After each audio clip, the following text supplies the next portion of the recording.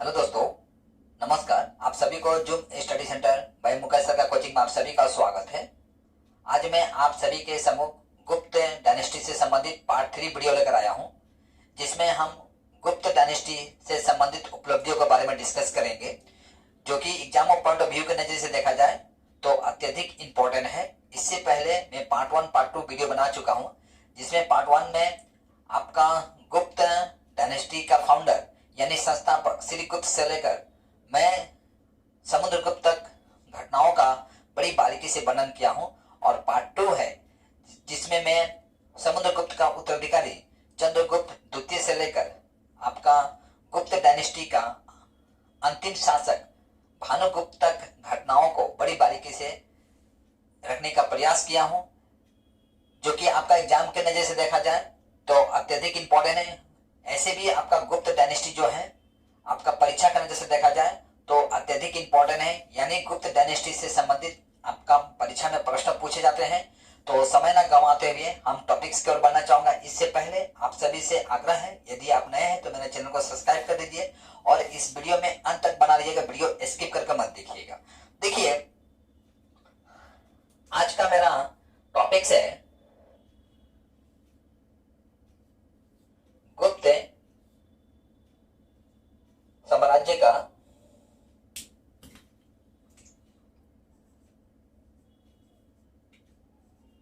साम्राज्य का उपलब्धियां।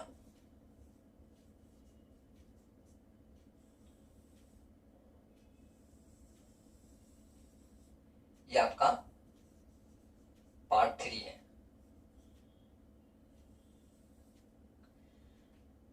तो देखिए, जैसे कि हम जानते हैं गुप्त साम्राज्य का सबसे बड़ा प्रादेशिक इकाई क्या था? इकाई आपका देश था।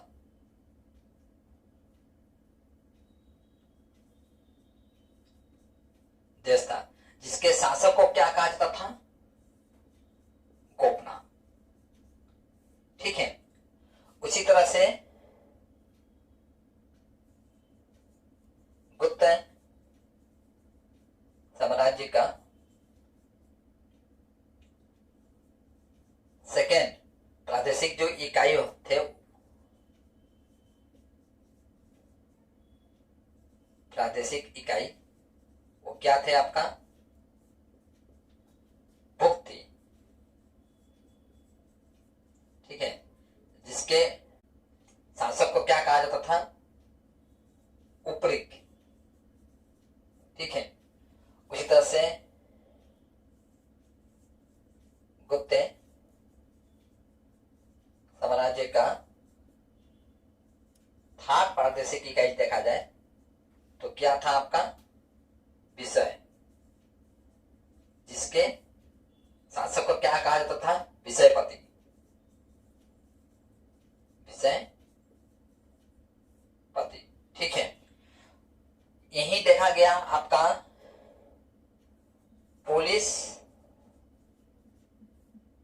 पुलिस का प्रमुख अधिकारी को क्या कहा गया था? आपका दंडपाशिक।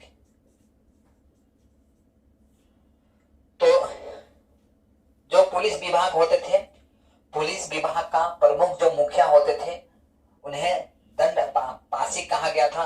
वहीं आपका सामान्य कर्मचारी भी होते थे पुलिस विभाग में, तो उन्हें पुलिस विभाग का सामान्य कर्मचारी, तो उन्हें भाट या चाट कहा जाता था। ठीक है। और गुप्त साम्राज्य का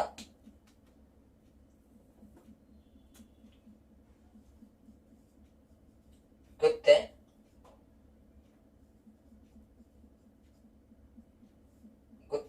साम्राज्य का सबसे छोटी इकाई क्या था आपका? सबसे छोटी इकाई, जिस तरह से आप देखते हैं गुप्त साम्राज्य का सबसे बड़ा प्रादेशिक इकाई जो था वो था आपका देश, जिसे शासक को क्या कहा जाता था? गोपना कहा जाता था। उसी तरह से गुप्त साम्राज्य का सबसे छोटी इकाई जो हुआ करता था उसे क्या कहा जाता था? आपका गांव कहा जाता था। इसके प्रधान को वर्तमान समय में हम क्या कहते हैं? मुखिया। परंतु गुप्त साम्राज्य के दौरान इसमें क्या कहा जाता था इनको?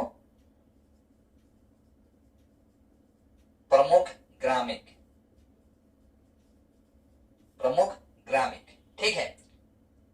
ग्राम में बसने वाले लोगों को ग्रामीण कहा जाता है, तो इन्हें मुखिया ना कहकर तब के समय में प्रमुख ग्रामीण कहा जाता था, ठीक है। इसके सदस्य भी होते थे, यानी मुखिया का सदस्य जो होते थे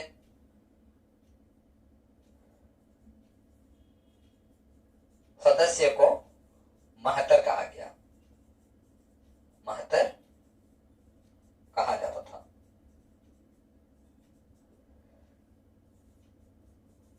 गांव का सदस्य कहना बेटर होगा, ठीक है। इस तरह से सदस्य कहने से आपको समझने में असुविधा हो सकता है। गांव का जो सदस्य होते थे तो इन्हें क्या कहा जाता था? महतर कहा जाता था, ठीक है। उसी तरह से कुमार गुप्त के समय में देखा गया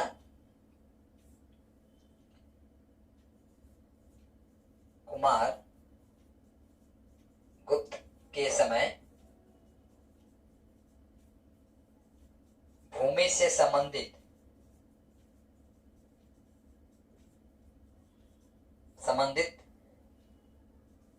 कार्य जो होते थे, यानी लिखा पढ़ी से संबंधित जो कार्य होते थे वो किस पर होता था? तो तामपत्र पर होता था, ठीक है। जिस तरह से आज हम पेपर पर लिखते हैं तो उस समय में जो भी भूमि से संबंधित जो कार्य होते थे वो किस पर लिखा जाता था? तो तामपत्र पर लिखा जाता था। जिस तरह से मौर्य साम्राज्य के दौरान भारत की अर्थव्यवस्था जो था वो समृद्ध अर्थव्यवस्था था, उसी तरह से ये भी देखा गया गुप्त साम्राज्य के दौरान भारत का जो अर्थव्यवस्था जो था वो समृद्ध अर्थव्यवस्था था। यानी गुप्त साम्राज्य के समय अर्थव्यवस्था को उन्नत रखने के लिए शासकों के द्वारा हर संभव प्रयास किया गया था। यही कारण है कि उस समय में यह देखा गया कृषि करने के लिए राजा के द्वारा अलग से एक जमीन को प्रोवाइड किया गया था, वहीं नागरिकों को बसाने के लिए अलग से जमीन को प्रोवाइड किया गया था, जंगल के लिए अलग से, और जीव पशुओं को चराने के लिए अलग से जमीन प्रोवाइड किया गया था। तो ठीक है, तो देखते हैं हम उस समय के दौरान जो कि कृषि के लिए जो जमीन होते थे उसे क्या कहा जाता था? कृषि के लिए जो जमीन होते थे उसे क्षेत्र कहा गया, ठीक है। वहीं वास करने के लिए यानी रहने के लिए जो जमीन था उसे क्या कहा गया? वास्तु, ठीक है। और जंगल के लिए भी जमीन होते थे, जंगल के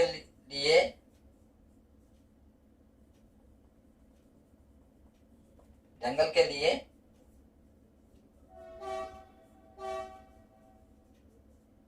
जो जमीन थे उसे अग्रहत कहा गया, अग्रहत, ठीक है। वहीं देखा गया आपका कृषि के लिए हो गया, वास करने के लिए हो गया, जंगल के लिए हो गया। अब पशुओं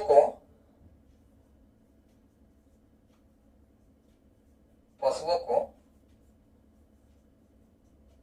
चराने के लिए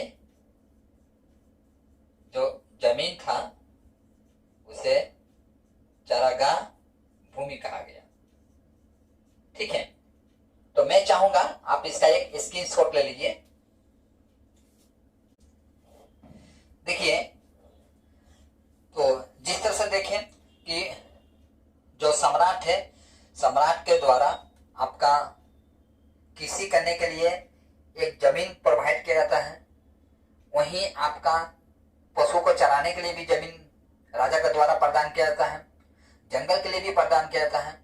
तो उसी तरह से देखा गया कि गुप्त डायनेस्टी के समय सिंचाई के लिए भी अलग अलग तकनीक का उपयोग किया गया था। जिस तरह से आज हम सिंचाई के लिए तकनीक का उपयोग करते हैं, उस तरह से आपका गुप्त साम्राज्य के दौरान भी सिंचाई के लिए अलग अलग तकनीकों का प्रयोग किया गया था। इससे यह साफ प्रमाणित होता है कि गुप्त साम्राज्य के दौरान जो था, हमारी अर्थव्यवस्था जो था भारत का, वो अत्यंत समृद्ध अर्थव्यवस्था था। ठीक है, तो हम ये देखते हैं किन किन तकनीकों का उपयोग किया गया था। गुप्त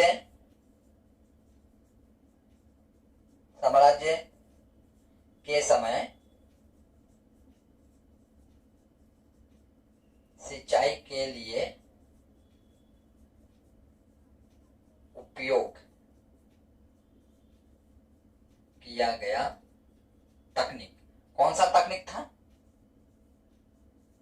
तकनीक कौन सा तकनीक था? तो दो तकनीक का प्रयोग किया गया था।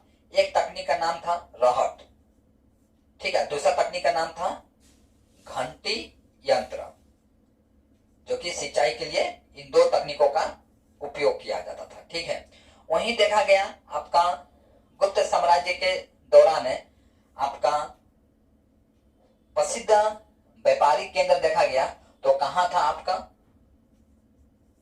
गुप्त साम्राज्य के समय प्रसिद्ध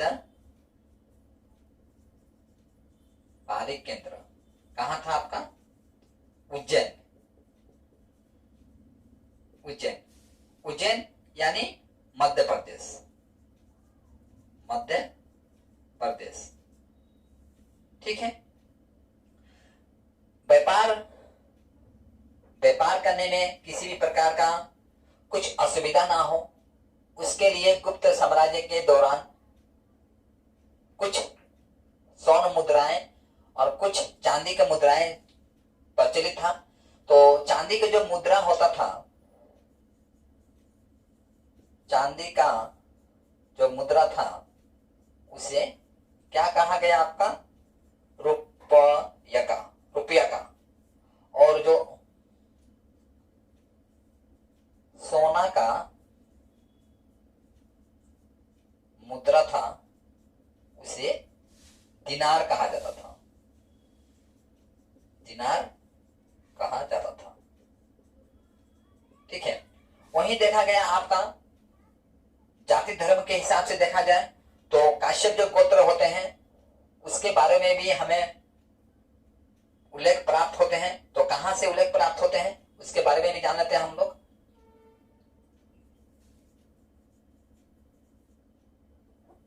काश्यपो गोत्र, गोत्र का वर्णन हमें कहां से प्राप्त होता है? याज्ञवल्क्य। ठीक है, याज्ञवल्क्य स्मृति जो है आपका वहां से प्राप्त होता है, स्मृति से। ठीक है, तो यहां से हमें काश्यप जो गोत्र है उसके बारे में हमको वर्णन प्राप्त होता है।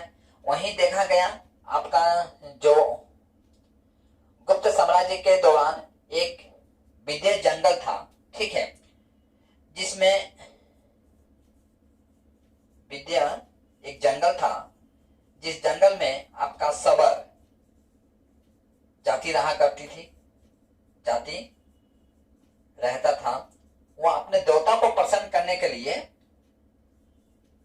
अपने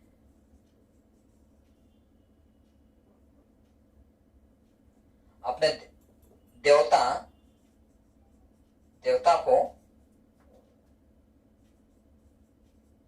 प्रसन्न करने के लिए क्या करते थे? मनुष्य का मांस चढ़ाते थे, मनुष्य का मांस चढ़ाते थे। ठीक है, और आपका गुप्त साम्राज्य के दौरान सती होने का भी प्रमाण प्राप्त होता है। देखिए, उस समय में एक भोजराज हुआ करते थे। क्या नाम था उनका? भोजराज। भोजराज का देहांत होने के पश्चात उनका पत्नी ने सती हुई थी। कब हुई थी आपका? 510 ईस्वी में। ठीक है, निर्णय था।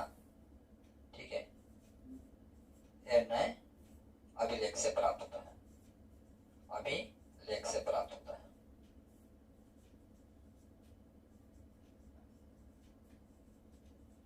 गुप्त साम्राज्य के दौरान वेश्यावृत्ति भी था। तो जो वेश्यावृत्ति करती थी महिलाएं, उसे क्या कहा जाता था? गणिका। वेश्यावृत्ति करने वाला महिला क्या कहा जाता था? गणिका। और कुछ वृद्ध वैश्या थी,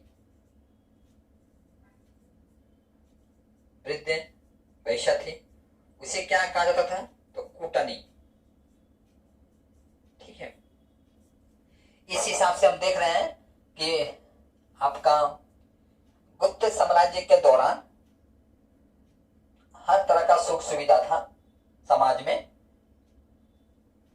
व्यापार के नजर से भी देखा जाए, तब के समय में उज्जैन जो था अत्यधिक समृद्ध स्थान हुआ करता था, व्यापार के नजर से देखा जाए।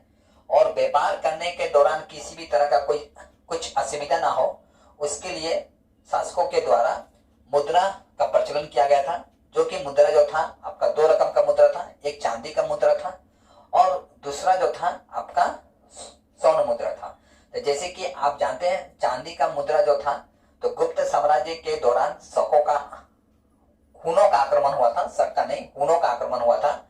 तो उनके आक्रमण से खुश होकर ही चांदी का सिक्का का प्रचलन किया गया था। ठीक है, तो मैं चाहूंगा आप इसका एक स्क्रीनशॉट ले लीजिए। ठीक है, देखिए, गुप्त साम्राज्य के दौरान यह देखा गया कि जो राजकीय धर्म जो था वो आपका कौन सा धर्म था? वैष्णव धर्म था। स्वयं आपका गुप्त साम्राज्य का सबसे प्रसिद्ध शासक समुद्रगुप्त जो थे वो वैष्णव धर्म का अनुयायी थे। परंतु ऐसा नहीं है कि गुप्त साम्राज्य के दौरान केवल वैष्णव धर्म का ही प्रचार प्रसार होता था, बल्कि गुप्त साम्राज्य के दौरान जैन धर्म और बौद्ध धर्म का भी प्रचार प्रसार हुआ था। इसका प्रमाण हमें शिलालेखों से प्राप्त होता है। ठीक है, तो आगे हम जानेंगे। देखिए, गुप्त साम्राज्य के दौरान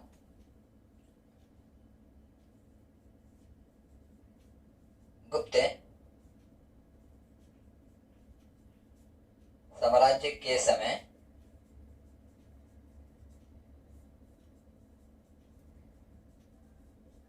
राजकीय धर्म क्या था आपका? वैष्णव धर्म था। वैष्णव धर्म था और राजकीय चिन्ह आपका गरुड़ था और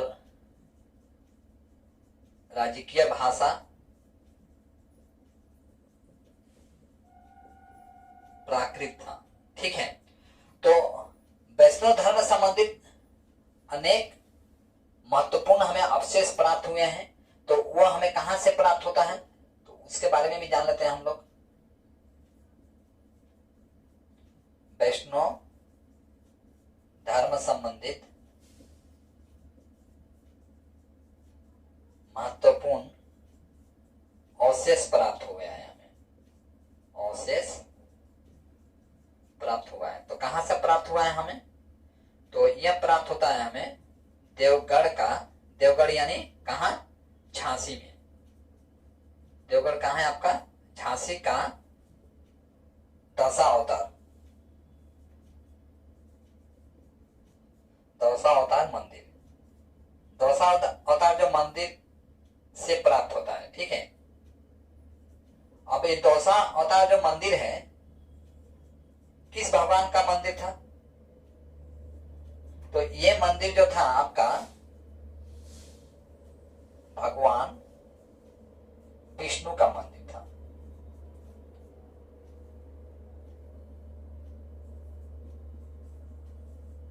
था। ठीक है, इसमें भगवान विष्णु का आपका 10 अवतार, यानी इसमें यह दिखाया गया है कि इस संसार में जितने भी भगवान हैं वो कहीं ना कहीं भगवान विष्णु से जुड़े हैं। भगवान विष्णु जो है सारे भगवानों का रूट है। ठीक है, मतलब हम किसी भी भगवान को यदि हम पूज रहे हैं तो वो किसका अवतार है? आपका भगवान विष्णु का ही अवतार है। ठीक है, डायरेक्ट ना सही इनडायरेक्टली हम भगवान विष्णु को ही पूजते हैं। मतलब किसी भी भगवान को पूजिए, आप भगवान विष्णु को ही पूज रहे हैं। इस दौसा अवतार का मंदिर जो है इसमें यह दिखाया गया है कि भगवान विष्णु जो है शेषनाग पर सोए हुए हैं और वहां माता लक्ष्मी जो है उनके पांव दबा रही है और उनके नाभि से एक कमल का फूल निकला है और उस कमल फूल पर ब्रह्मा जो है विराजमान है। ठीक है, यह आपका कहां से हमें ये सच्चे प्रमाण प्राप्त होता है? हमें तो देवगढ़ का जो दशावतार जो मंदिर है वहां से हमें प्राप्त होता है। देखिए, जिस तरह से आप देखते हैं भारत के कई समाज में कई तरह के मंदिर पाए जाते हैं। ठीक है, आप उत्तर भारत में जाइए तो आपका मंदिर का जो बनाने का जो तरीका है कुछ अलग ही मिलेंगे आपको। वहीं दक्षिण भारत में जाइए तो मंदिर बनाने का जो तरीका है कुछ अलग अंदाज में आपको मिलेंगे।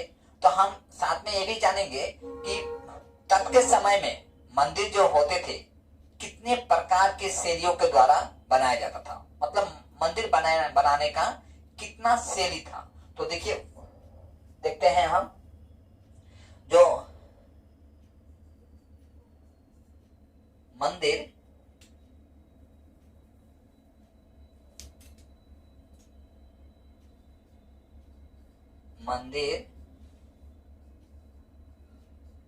बनाने का शैली यानी तरीका।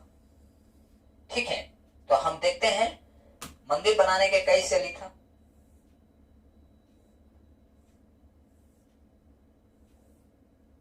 तो हम प्रथम देखते हैं हम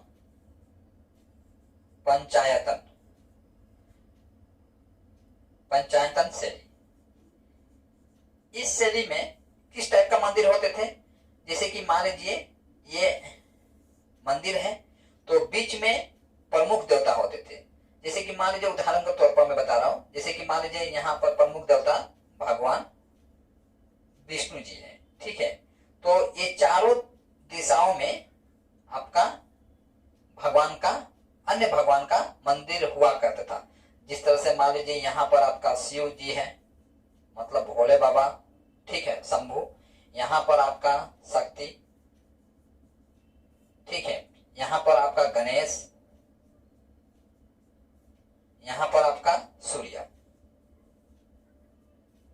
इस टाइप का जो मंदिर बनते थे उस मंदिर को हम क्या बोलते थे? पंचायतन शैली। ठीक है, मतलब बीच में प्रमुख देवता और चारों दिशाओं में चारों देवता देवियां हुआ करते थे। उन्हें हम पंचायतन शैली के नाम से जानते थे, उस टाइप के मंदिर को। दूसरा आपका मंदिर हो गया आपका तक्षण शैली।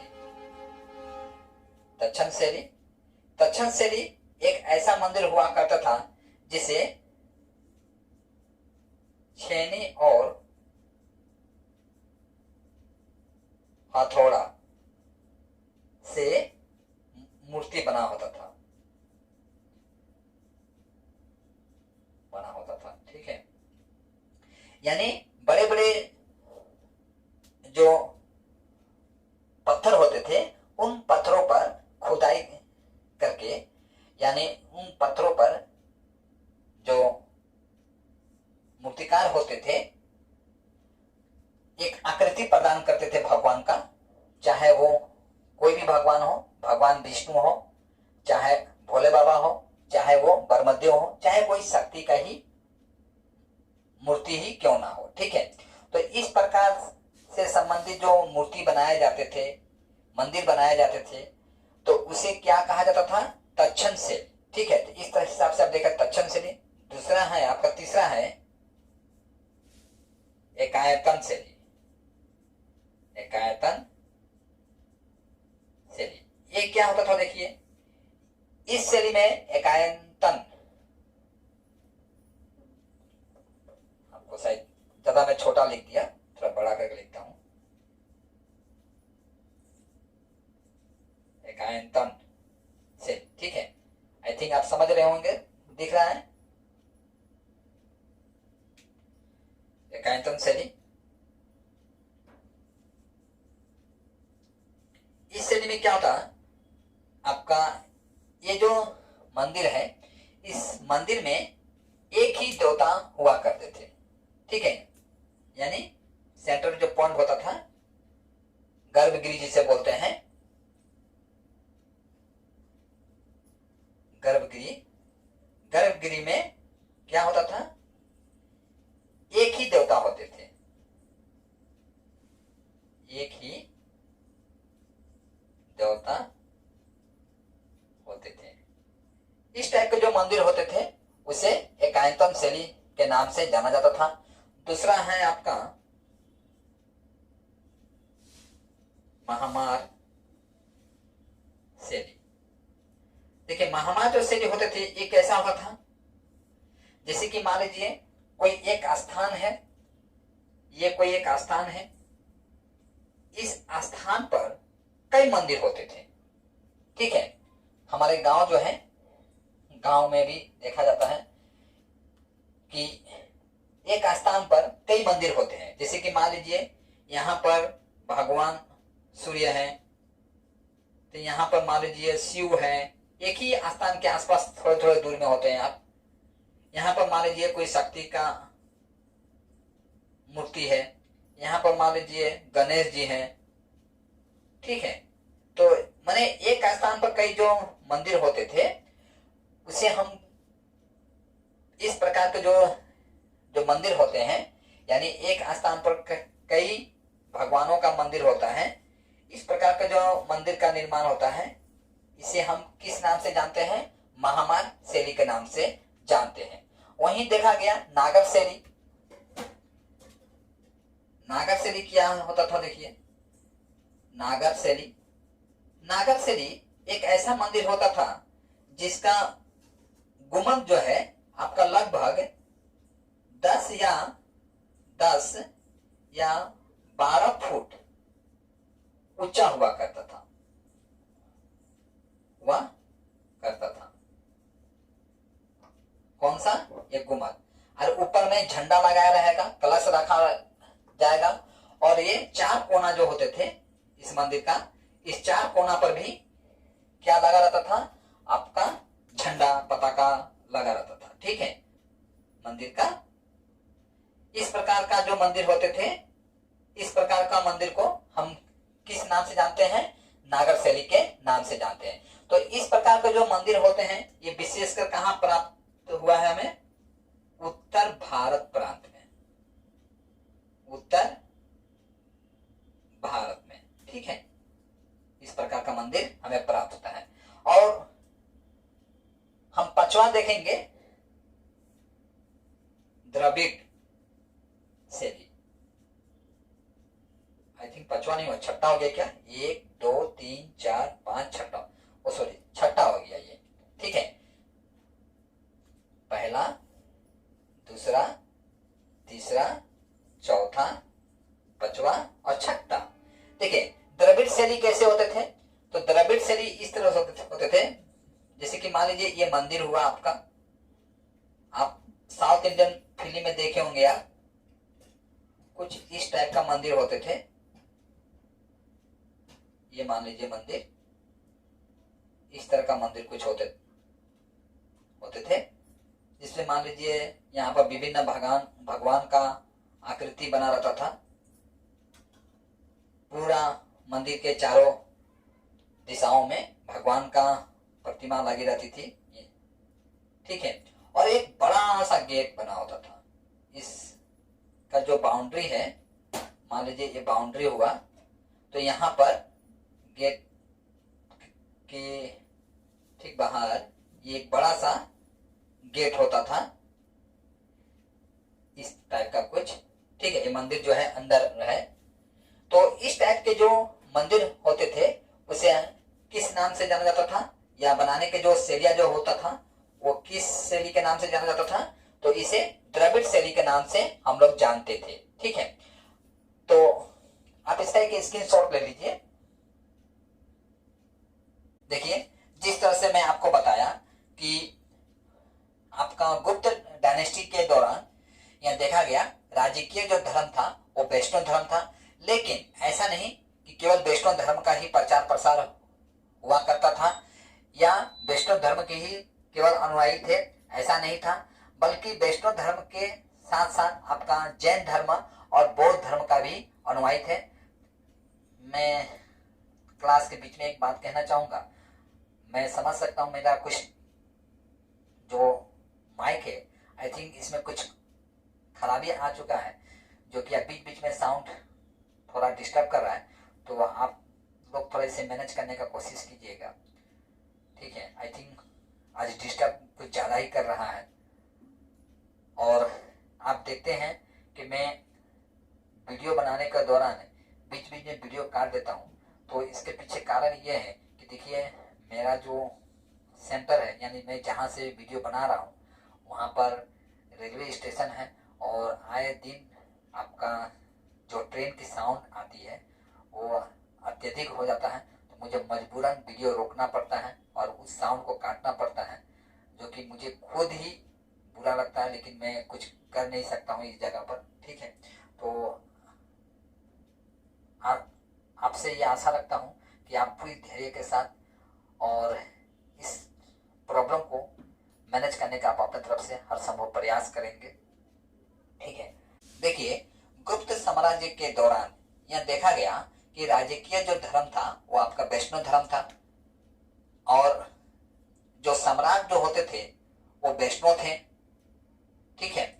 परंतु ऐसा नहीं है कि केवल वैष्णव धर्म के ही अनुयायी हुआ करते थे, बल्कि तब के समय में आपका जैन धर्म और बौद्ध धर्म का भी अनुयायी हुआ करते थे।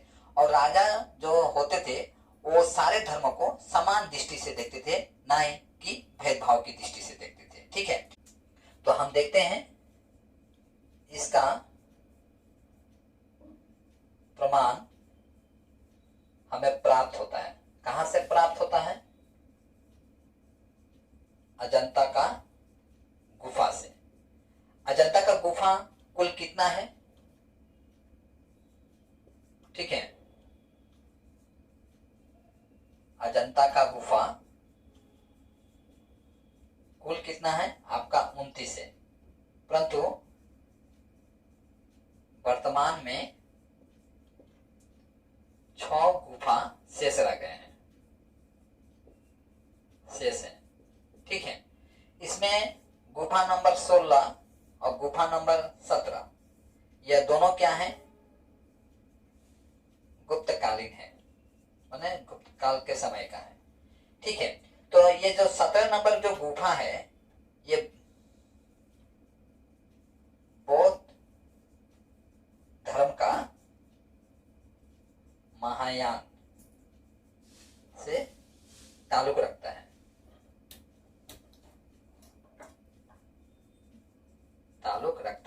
ठीक है। ये जो 17 नंबर जो गुफा है, इस गुफा को किस नाम से जाना गया?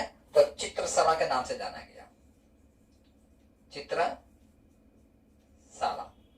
ठीक है। इस गुफा में आपका गौतम बुद्ध का जन्म, जीवन, महाविनिष्क्रमण,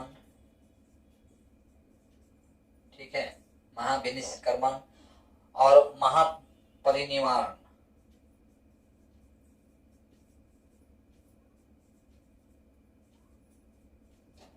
से ताल्लुक रखता है।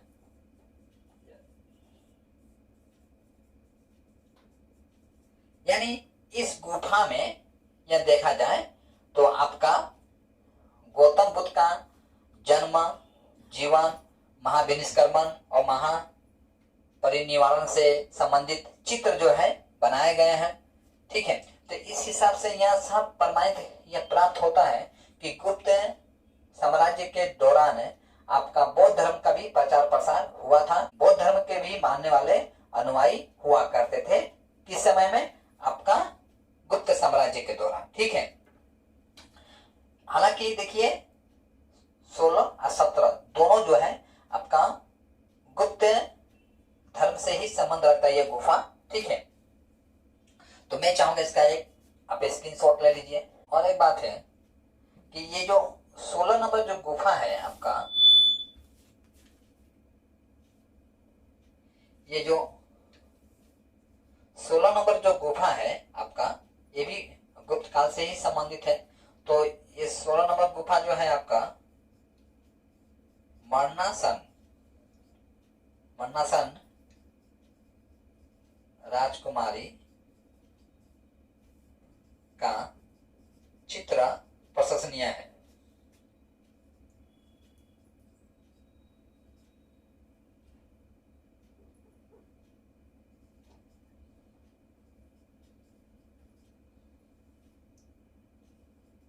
ठीक है, तो जो 16 नंबर जो गुफा है इसमें आपका मरणासन राजकुमारी का जो चित्र है उसमें उल्लेखित किया गया है। इस हिसाब से आप देख लिए कि 16 नंबर गुफा और 17 नंबर गुफा जो है हमारे परीक्षा के नजर से भी देखा जाए तो अत्यधिक महत्वपूर्ण है।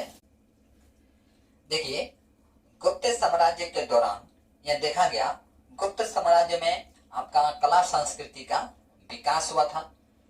गुप्त साम्राज्य को मंदिर बनाने का जो श्रेय जो जाता है किसी साम्राज्य का, वो जाता है गुप्त साम्राज्य का। यानी देखा गया गुप्त साम्राज्य में कला संस्कृति का अत्यधिक विकास तो हुआ ही था, साथ में कई भव्य मंदिरों का जो निर्माण होता है आपका गुप्त साम्राज्य में होता है। जिस तरह से आप देखें कि गुप्त साम्राज्य के दौरान कई मंदिरों का निर्माण होता है। ठीक है, अलग अलग प्रांतों में अलग अलग शैलियों के द्वारा मंदिरों का निर्माण होता है।